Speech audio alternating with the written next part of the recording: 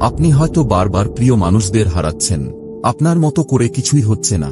আপনি কাঁদেন, দোয়া করেন, তবুও কিছুই বদলায় না, অন্তত আপনার চোখে তাই মনে হয়। কিন্তু কখনো কি ভেবেছেন, এই দেরিটা হয়তো শাস্তি না, হতে পারে এটা শেষ পরীক্ষা। হয়তো আল্লাহ আপনাকে উপেক্ষা করছেন না, বরং দেখছেন আপনি নিঃশব্দ এই সময় কেমন প্রতিক্রিয়া দেখান।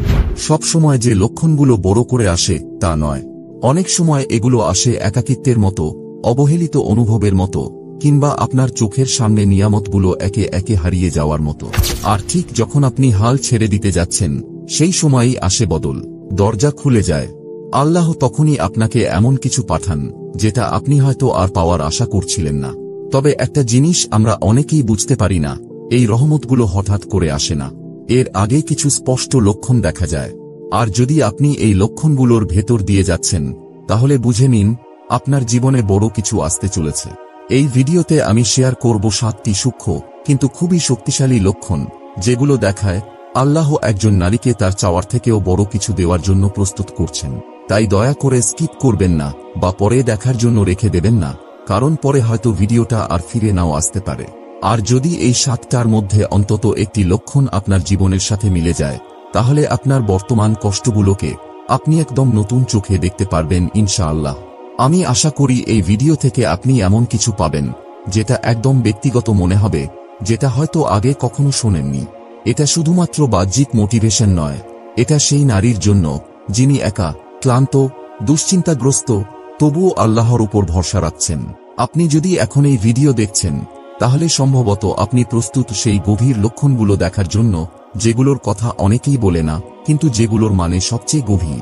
লক্ষণ 1, আপনি যেটার জন্য একসময় কান্নাকাটি করতেন, আজ সেটা আর আপনাকে টানে না। একটা সময় ছিল যখন এই জিনিসটার জন্য আপনি কাঁদতেন, ঘুম হারিয়ে ফেলতেন, প্রতিটি নামাজের পর আল্লাহর কাছে দুহাত তুলে দোয়া করতেন যেন এটা আপনার হয়ে যায়। ওই মানুষটা বা ওই জিনিসটা তখন আপনার দুনিয়ার কেন্দ্র মনে হতো, কিন্তু আজ সেটা মাথায় আসে না প্রায়।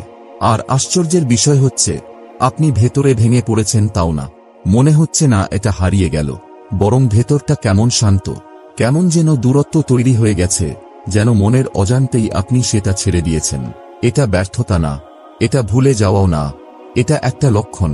অনেক সময় আল্লাহ যেটা সত্যি আপনার জন্য নির্ধারিত করেছেন, সেটা দেওয়ার আগে আপনি যেটার সাথে ভুলভাবে জড়িয়ে গিয়েছিলেন, সেই জিনিস থেকে আল্লাহ আস্তে আস্তে আপনার মন উঠিয়ে নেন। কারণ ওই জিনিসটা ছিল শুধুই শেখানোর জন্য, থাকার জন্য না। আপনার বুকে যে নিঃশব্দতা তৈরি হয়েছে, যেখানে একসময় আবেগ আর পাগলামি ছিল, ওইটা ফাঁকা নয়। ওই জায়গায় আল্লাহ আপনার আসল জিনিসটা এনে রাখার জায়গা বানাচ্ছেন।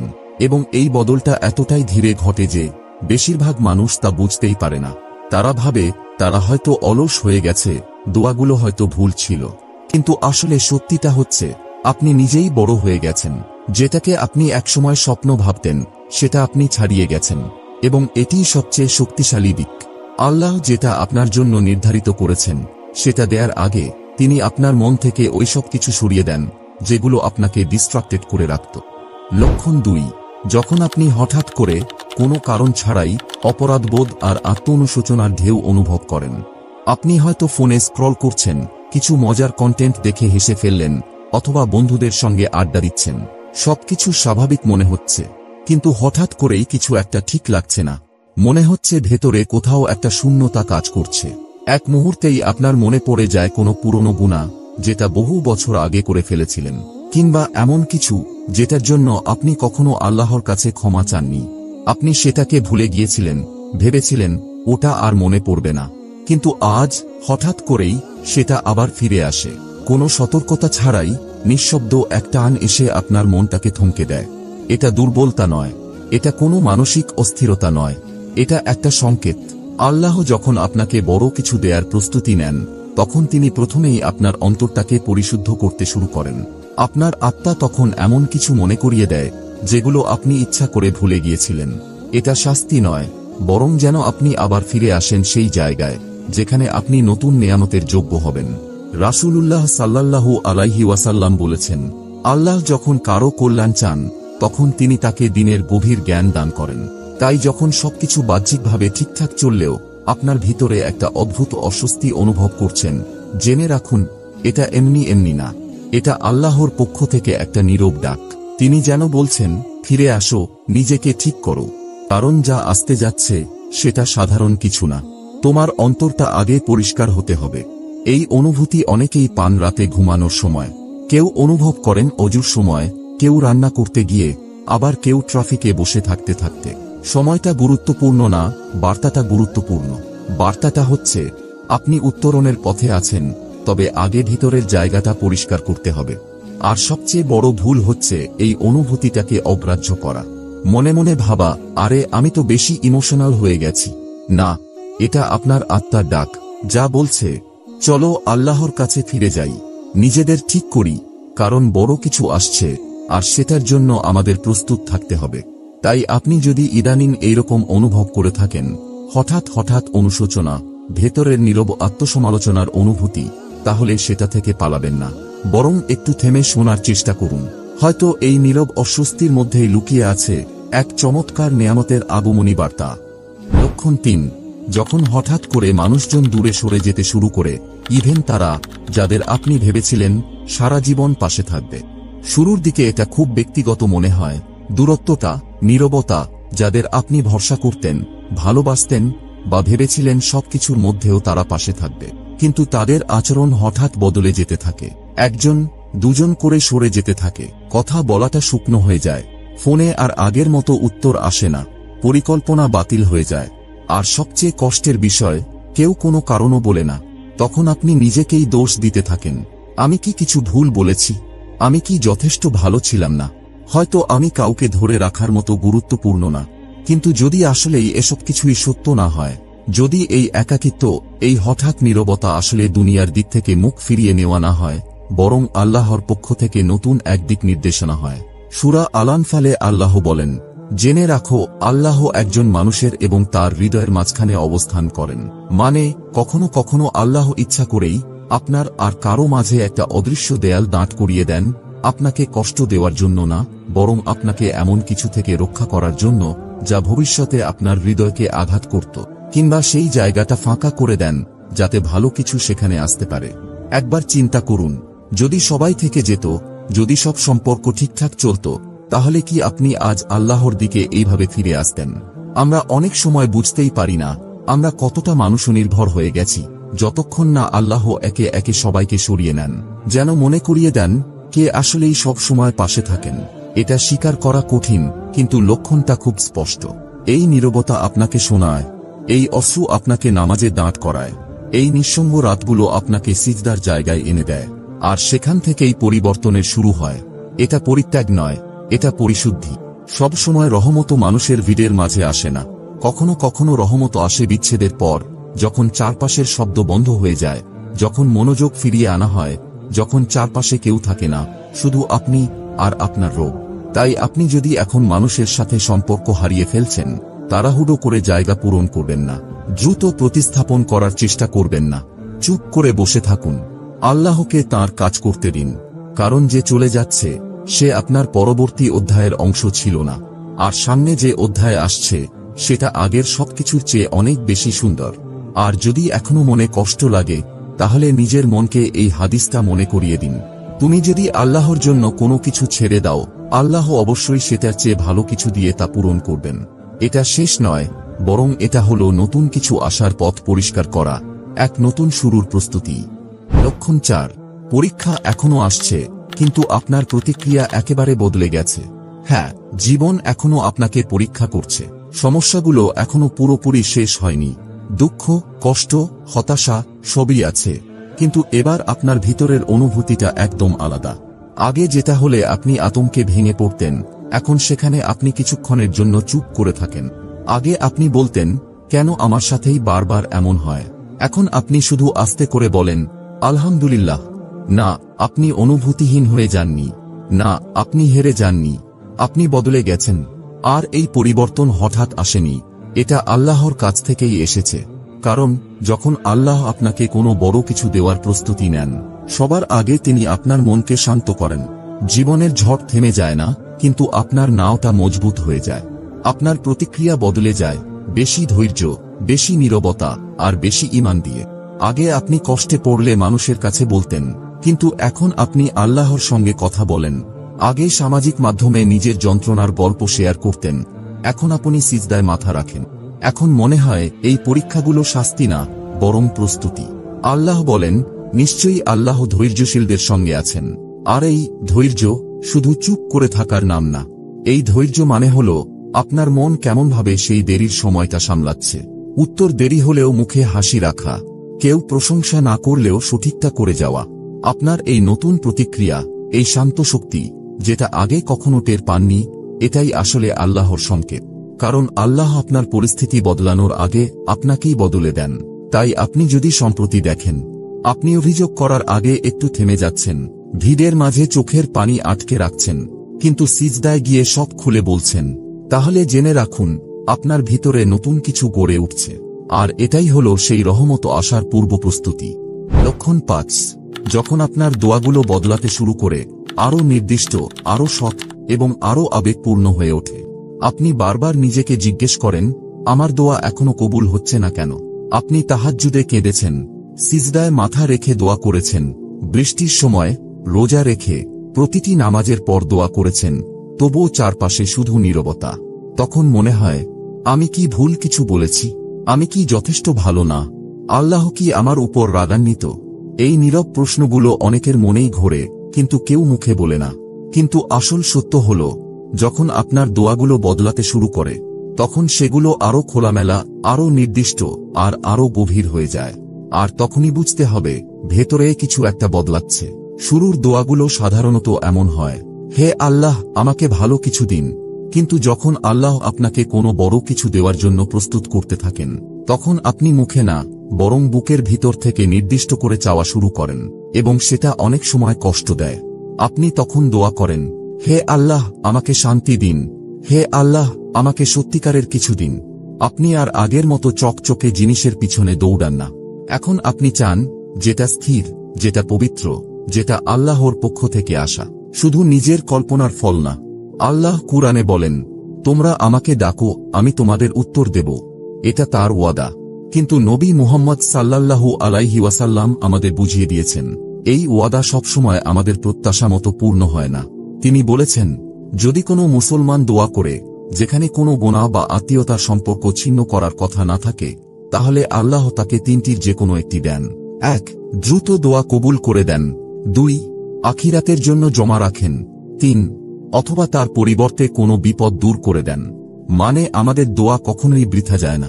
যখন আপনি কিছু চেয়ে পাচ্ছেন না, তখন হয়তো আল্লাহ আপনাকে আরো বড় কিছু থেকে বাঁচাচ্ছেন। হয়তো দোয়াটা এমন এক সময়ের জন্য রেখে দিচ্ছেন যখন আপনার সেটা সবচেয়ে বেশি প্রয়োজন হবে। আর এভাবেই আপনি আস্তে আস্তে বদলে যাচ্ছেন। যখন আপনার দোয়ায় এমন কথা চলে আসে, হে আল্লাহ, যদি এটা আমার জন্য ভালো হয় তাহলে দিন। হে আল্লাহ, যদি এটা আমার জন্য ভালো না হয় তাহলে আমাকে বাঁচিয়ে রাখুন, ইভেন যদি আমি সেটা চাই। তখন বুঝে নিন, আপনি হাল ছাড়ছেন না, বরং আপনি পরিণত হচ্ছেন। আপনি আত্মসমর্পণ করছেন, আর আপনি গড়ে উঠছেন। এই দোয়ার পরিবর্তন, এটা আসলে আপনার আত্মার পরিবর্তন। এটা প্রমাণ করে আপনি এখন শুধু সহজ পথ চাইছেন না, আপনি চাইছেন এমন কিছু যা আখিরাতের জন্য ভালো। এবং এই পরিবর্তনই অনেক সময় আল্লাহর দরজা খুলে দেয়, যে দরজায় আপনি কখনো নকি করেননি। তাই পরের বার আপনি যদি বলেন, আল্লাহ এখনো আমাকে দিলেন না কেন, তখন নিজেকে জিজ্ঞেস করুন, আমার দোয়ার ধরন কি বদলেছে? কারণ আপনি হয়তো এখন যা চাইছেন সেটাই শুরু থেকেই চাওয়া উচিত ছিল। লক্ষণ ৬, আপনি আগের যেসব জিনিসে আকৃষ্ট হতেন এখন আর সেগুলো আপনাকে মুগ্ধ করে না। একটা নিঃশব্দ পরিবর্তন ঘটে। যেসব জিনিস একসময় আপনাকে উত্তেজিত করত, এখন আর সেগুলোকে আপনি তেমনভাবে চান না। পার্টি, অকারণে স্ক্রোল করে যাওয়া, ভালো লাগার নামে প্রশংসা খোঁজা, পারফেক্ট ছবি তুলে সেটাকে শো অফ করা, সাময়িক আনন্দ, সবকিছুই হঠাৎ ছোট ছোট লাগে। এমন মনে হয় এগুলো কোনো এক পুরনো আপনার অংশ ছিল যে আপনাকে আপনি অজান্তেই ছাড়িয়ে গেছেন। এটা এমন না যে আপনি নিস্তেজ হয়ে গেছেন, বরং আপনি ক্লান্ত এই ভান ধরে থাকা থেকে, যা আপনাকে মনে করাতো বিভ্রান্তি মানেই আনন্দ। আগে যেসব বন্ধুত্ব আপনাকে টানত, যেসব স্বীকৃতি আপনার ভালো লাগত, যেসব স্বপ্ন আপনাকে তাড়িয়ে বেড়াত, এখন সবই ভারী লাগে, পূর্ণতা নয়। আপনি আর কারো দৃষ্টি আকর্ষণ করতে চান না, আপনি আর বাহিরের কোলাহল খুঁজে বেড়ান না। এটা হতাশা না, এটা আত্মিক উন্নতি। কারণ আল্লাহ যখন আপনাকে পবিত্র কিছু দিতে চান, তখন আগে ধীরে ধীরে আপনাকে সবকিছু থেকে মুক্ত করেন যেগুলো আপনার অন্তরকে অসাড় করে রেখেছিল। কুরআনের সূরা কাহফ এ আল্লাহ বলেন, তুমি ধৈর্য ধরে তাদের সাথে থাকো, যারা সকাল সন্ধ্যায় তাদের প্রতিপালককে আহ্বান করে তাঁর সন্তুষ্টি লাভের আশায়। তুমি দুনিয়ার চাকচিক্যের দিকে তাকিও না আর তাদের অনুসরণ করো না, যাদের হৃদয়কে আমি আমার স্মরণ থেকে গাফেল করে দিয়েছি, যারা নিজের খেয়াল খুশি অনুসরণ করে চলে এবং যাদের অবস্থা ধ্বংসপ্রাপ্ত। এই আয়াতও আপনার ভিতরের সেই পরিবর্তনকেই প্রতিফলিত করে, যখন আপনি উত্তেজনার বদলে নীরবতা বেছে নেন, অস্থিরতার বদলে গভীরতা চান। আপনার মন এখন খাঁটি জিনিস চায়, ইভেন যদি সেটা একাকিত্ব নিয়ে আসে। এবং আজকের দুনিয়ায় এটা খুবই বিরল, কারণ চারপাশে সবকিছু বিজ্ঞাপন, সোশ্যাল মিডিয়া, প্রতিযোগিতা আপনাকে বলে আরো চাও, আরো পাও, আরো আলো এসো। আমাদের শেখানো হয়েছে এই দুনিয়ায় যদি আপনি জ্বলে না হন তাহলে আপনি পিছিয়ে। কিন্তু আমরা ভুলে যাই এই দুনিয়ায় সফলতা কখনোই চূড়ান্ত গন্তব্য নয়, এটা একটা পরীক্ষা। আসল গন্তব্য হচ্ছে আখিরাত। আয়াতে আল্লাহ স্পষ্ট করে বলেছেন, তাদের বাইরে চোখ দিও না, এই দুনিয়ার ঝলক দেখে আকৃষ্ট হইও না। তাই যখন আপনার মন ধীরে ধীরে সেই সব জিনিস থেকে সরে আসতে শুরু করে যেগুলো একসময় আপনাকে আকৃষ্ট করত, যখন আপনি আর অন্যকে মুগ্ধ করতে আগ্রহী নন, যখন আপনি এমন জীবন পছন্দ করেন যা আপনার মূল্যবোধের সাথে মেলে, তখন বুঝে নিন আপনাকে নীরবে, উদ্দেশ্যমূলকভাবে অনন্তকালের দিকে পরিচালিত করা হচ্ছে, চুপি চুপি কিন্তু সঠিকভাবে একটি চিরস্থায়ী জীবনের দিকে। হ্যাঁ, এর অনেক কষ্টও আছে। আপনি দেখবেন অন্যরা দৌড়াচ্ছে সেই জিনিসের পেছনে যা আপনি পেছনে ফেলে এসেছেন। তখন আপনার মনে হতে পারে, আমি কি আরো বেশি কিছু চাওয়ায় ভুল করেছিলাম? কিন্তু সেই ব্যথাটাই একটা ইশারা। আল্লাহ যখন আপনাকে অর্থপূর্ণ কিছু দিতে চান, তিনি আগে আপনাকে শেখান অস্থায়ী জিনিসে সন্তুষ্ট হওয়া ছেড়ে দিতে। তাই যদি আপনি দেখেন আপনার আগের আগ্রহগুলো এখন ধীরে ধীরে মুছে যাচ্ছে, আগের মতো আর কিছুতে আপনাকে টানে না, তাহলে মনে রাখবেন আপনি ভেঙে পড়ছেন না, আপনি শুধু সেই পুরনো আপনাকে ছাড়িয়ে যাচ্ছেন যিনি পরবর্তী বরকত বহন করার উপযুক্ত ছিলেন না। লক্ষণ 7, যখন আপনি ফলাফলের প্রতি আসক্ত নন কিন্তু আপনার চেষ্টা একই রকম থাকে। এটা সবচেয়ে শান্ত একটি লক্ষণ, তবে সবচেয়ে শক্তিশালীগুলোর একটি। আপনি এখনো দোয়া করছেন, আপনি আপনার দায়িত্ব পালন করছেন, নামাজ পড়ছেন, চেষ্টা করছেন, আশা করছেন, কিন্তু এবার আপনি ফলাফলে আটকে নেই। আপনি চুপচাপ পুরোপুরি ফলাফলটা আল্লাহর হাতে ছেড়ে দিয়েছেন। এর মানে এই না যে আপনি আর পরোয়া করেন না, বরং আপনি এমন এক পর্যায়ে পৌঁছেছেন যেখানে আপনি বিশ্বাস করতে শিখেছেন, যদি এটা আমার জন্য নির্ধারিত হয় তাহলে এটা আমাকে খুঁজে নেবে, আর যদি না হয় তাহলে নিশ্চয়ই আল্লাহ আমার জন্য আরো ভালো কিছু প্রস্তুত করছেন। এখন আপনি বারবার ফোন চেক করেন না, সেই কাঙ্ক্ষিত ফোন কলের অপেক্ষায় থাকেন না, পুরনো কথোপকথন বারবার মাথায় ঘোরান না, আমি কি ভুল বলেছি এসব নিয়ে আর মাথা ঘামান না। আপনার পরিকল্পনা ঠিকমতো না চললেও আপনি ভেঙে পড়েন না, কারণ এখন আপনি আপনার চেষ্টা থেকে আল্লাহর পরিকল্পনার উপর আস্থা স্থাপন করতে শিখেছেন। এই স্তরে পৌঁছানো সহজ না, এটা আসে ভেঙে পড়ার পর, বারবার আশা ভাঙার পর, যখন আপনি উপলব্ধি করেন যে কোনো কিছুকে খুব শক্ত করে ধরে রাখা কেবল আপনাকে আরো ভেঙে দেয়। রাসূলুল্লাহ সাল্লাল্লাহু আলাইহি ওয়াসাল্লাম বলেছেন, যদি তুমি আল্লাহকে স্মরণ করো তবে তাকে তুমি তোমার সামনে পাবে। তুমি যখন সুখে থাকবে তখন আল্লাহকে চিনো, তাহলে কষ্টে পড়লে তিনি তোমাকে চিনবেন। জেনে রাখো, যা তোমার ভাগ্যে ছিল না তা কখনো তোমার কাছে আসতো না, আর যা তোমার ভাগ্যে ছিল তা কখনোই তোমার হাতছাড়া হতো না। এই হাদিসটা একরকম মনের নোঙর এর মতো। যখন আপনি সত্যিই এ কথা বিশ্বাস করতে শিখবেন, তখন আপনার নিঃশ্বাস বদলে যাবে, মন শান্ত হবে, হৃদয় থেকে সব রকমের জেদ ও জোর করে কিছু পাওয়ার মানসিকতা উঠে যাবে। আর তখনই জীবনের দৃষ্টিভঙ্গি বদলে যেতে শুরু করবে। কারণ আসক্তি ছেড়ে দেওয়া মানে উদাসীনতা নয়, এটা মানে শান্তি, এটা মানে আপনার মন আর ফলাফলের দাস নয়। আপনি কাজ করেন, দোয়া করেন, পুরো চেষ্টা করেন, কিন্তু আপনার সুখ শুধু একটা নির্দিষ্ট ফলাফলের উপর নির্ভর করে না। এটাই প্রমাণ আপনি পরীক্ষায় উত্তীর্ণ হয়েছেন, আপনি পরিপক্ক হয়েছেন, এবং এখন আপনি এমন এক জায়গায় পা রেখেছেন যেখানে আল্লাহর পরিকল্পনাগুলো বাস্তব হতে শুরু করে, শুধু আপনার দুনিয়ার জন্য নয়, আপনার আখিরাতের জন্য। তাহলে আল্লাহ যখন কোনো নারীর জীবনে বড় কিছু দিতে চান, তখন সেটা আসলে কেমন হয়? সব সময় কিন্তু সেটা উৎসব দিয়ে শুরু হয় না, অনেক সময় তো কোনো আরাম বা সুখ দিয়েও না, বরং সেটা শুরু হয় নিঃশব্দে, একাকিত্বে, হৃদয় ভাঙা মুহূর্তে। সেই সময়টায় যখন মনে হয় সবকিছু একে একে ভেঙে পড়ছে, কিন্তু ঠিক তখনই ভিতরে ভিতরে আল্লাহ বড় কিছু গঠন করছেন, আপনি বুঝতেও পারছেন না। হয়তো আপনি এমন সময়ের মধ্যেই আছেন, না হয় জীবনে এমন একবার হলেও হয়েছে। মানুষ বদলে গেছে কেন? দোয়াগুলো কেন যেন দেরিতে কবুল হচ্ছে? মন একটা সময় ভারী লাগে, পরক্ষণেই আবার আশায় ভরে ওঠে। কেন? এই যে কিছুক্ষণ আগে বলা সেই সব লক্ষণ, বিচ্ছিন্নতা, অপরাধবোধ, নিঃসঙ্গতা, পরীক্ষাগুলো, আত্মসমর্পণ, এগুলো এমনিই ঘটে না। সবকিছুই একে অপরের সঙ্গে জড়িত। এগুলো এক একটা আধ্যাত্মিক ছাপ, যা ধীরে ধীরে আপনার হৃদয়কে প্রস্তুত করে দিচ্ছে একটা এমন কিছুর জন্য যেটা আপনি এখনো কল্পনাও করতে পারেন না। সূরা মুমতাহিনা এর একটি আয়াতে আল্লাহ বলেন, হয়তো এমন কিছুতে তোমাদের অপছন্দ, কিন্তু আল্লাহ তাতে অফুরন্ত কল্যাণ রেখেছেন। তাই ভাই ও বোন, আল্লাহ আপনার জীবনে যেটা করছেন সেটা নিয়ে তাড়াহুড়ো করবেন না। এই থেমে যাওয়াটাকে নিয়ে প্রশ্ন তুলবেন না। কারো সঙ্গে নিজের সময়টাকে তুলনা করবেন না। কারণ যদি আপনি এই লক্ষণগুলোর কোনো একটা বুঝে থাকেন, তাহলে হয়তো আপনাকে দেরি করানো হচ্ছে না, বরং আপনাকে সঠিক জায়গায় স্থাপন করা হচ্ছে। আর যখন সেই নিয়ামত আসবে, তখন সেটা শুধু আপনার দোয়াকে পূর্ণ করবে না, বরং এতটাই সুখ দেবে যে আপনি ভুলে যাবেন এই পর্যন্ত আসতে গিয়ে কত কষ্ট সহ্য করেছেন। নিচে এই ছোট্ট দোয়াটি কমেন্টে লিখে ফেলুন, হে আল্লাহ, আমাকে সেই নিয়ামতের জন্য প্রস্তুত করে দিন যেটা আপনি পাঠাতে চাচ্ছেন, এবং এটাকে এমন করে পাঠান যাতে আমি আপনার আরো কাছাকাছি চলে আসি। আর যদি এই ভিডিওটা আপনার হৃদয়ে লাগে, তাহলে একটা লাইক দিন, সাবস্ক্রাইব করুন, আর শেয়ার করে দিন এমন কারো সঙ্গে যে হয়তো নীরবে এই কথাগুলোরই অপেক্ষা করছিল। আল্লাহ যেন আপনাকে বরকত দেন, উচ্চ মর্যাদায় পৌঁছে দেন, এবং ঠিক সময়ে ঠিক উপায়ে আপনার হৃদয়ের অপেক্ষার জিনিসটা আপনাকে দান করেন। আমিন।